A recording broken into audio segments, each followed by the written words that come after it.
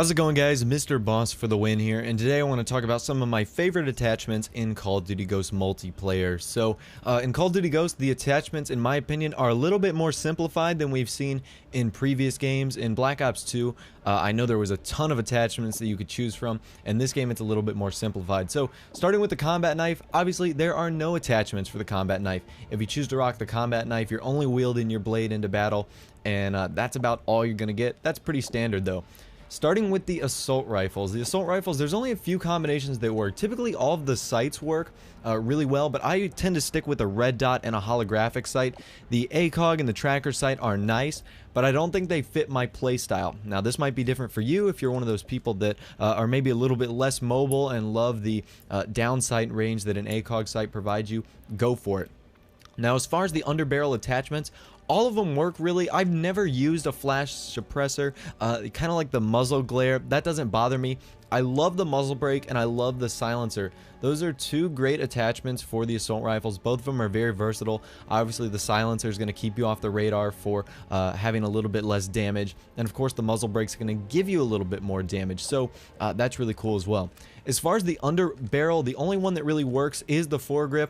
I don't necessarily like the shotgun, and I don't really like the grenade launcher. I don't see them very useful. If you want a grenade launcher, get a secondary grenade launcher. I believe it's the Castet. Use that. And as far as the mods, really, I only like two of them. I like the extended mags and I like the FMJ. The semi-automatic and the 3-round burst ones are nice, but if you are going to use a 3-round burst one, you might as well just use the MSBS, which is the only 3-round burst assault rifle standard in the game. So no need wasting an attachment. You might as well use an assault rifle that already has a 3-round burst, and that's what I think about that. So the assault rifles are fairly versatile, but there's only a few that I think work really well. Now, moving on to the submachine guns. The submachine guns, I think, are, they're kind of, I wouldn't necessarily say outclassed, but I don't think all of them are as great as they were in past games. Like, I know in Call of Duty 4, and more particularly in Black Ops 2, the submachine guns dominated that game, and it was really rare to see a lobby not dominated by them.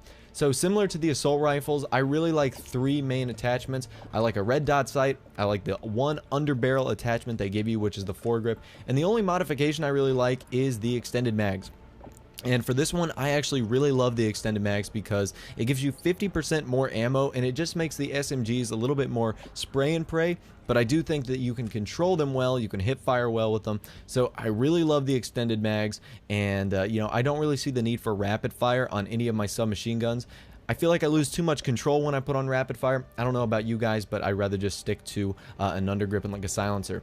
So moving on to the LMGs. The LMGs give you the same attachments, or pretty much the same attachments that the assault rifles and the submachine guns give you. They give you a few less, though. There's no optical attachments for the chainsaw. However, there are some attachments for like the M27 IAR and the LSAT as well.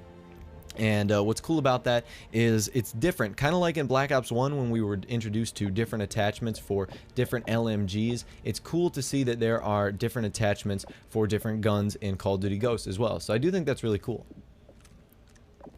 So for example, the LSAT light machine gun here has the exact same attachments as you would see on assault rifle variant. Really, for the LMGs, any red dot sight, for the LMGs, I typically like to go for a holographic, sometimes even an ACOG, because my playstyle is definitely going to be varied when I use an assault rifle, or excuse me, a light machine gun as compared to an assault rifle. I'm not going to be running around as much, so I really like maybe the longer range variant, and I do think rapid fire would actually be pretty cool on an LMG, because some of them do have a slower fire rate, so if you are able to handle the recoil, I know that having, maybe rapid fire and extended mags for the true spray and pray combo would be really cool.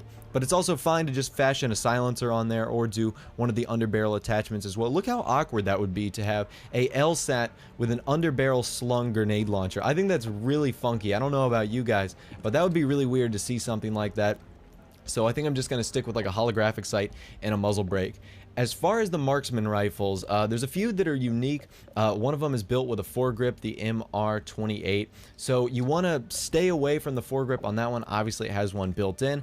But for the sniper rifles, it's cool because you can get some attachments that we typically don't see on the other ones. Like you can remove the scope on there and just go straight to an iron sight, which I do think is cool as well.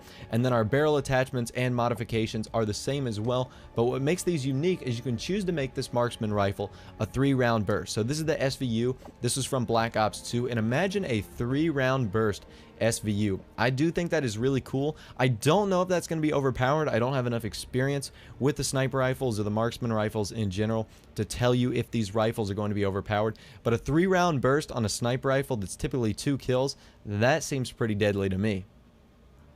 Moving on to the sniper rifles, there are some different attachments that you won't see on some of the other classes. The VKS is built in with a silencer, while the L115 is built in with a recoil compressor.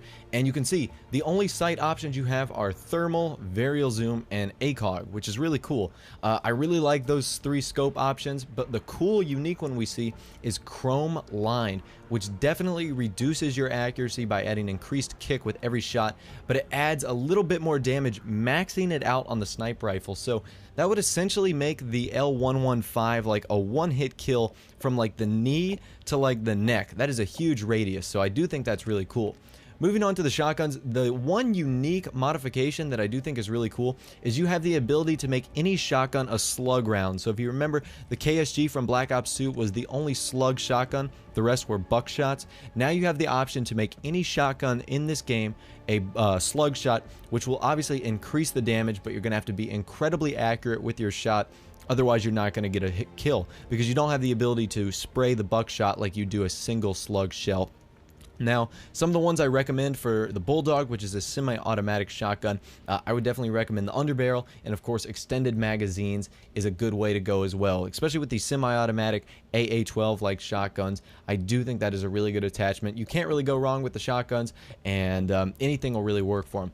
What's unique about this game is the Riot Shield actually has 3 attachments. The first one is the Scrambler modifications, which scrambles enemies next to you. You get the titanium frame, which lightens your weight and will allow you to move faster. And then my personal favorite, the portable radar on the Assault Shield. This is going to be great for domination and more importantly objective-based games, because you can just sit on a flag or near an objective and then you'll have this little ping, this sonar ping that will tell you where other people are, so you can communicate that to your teammates and be a really good team player.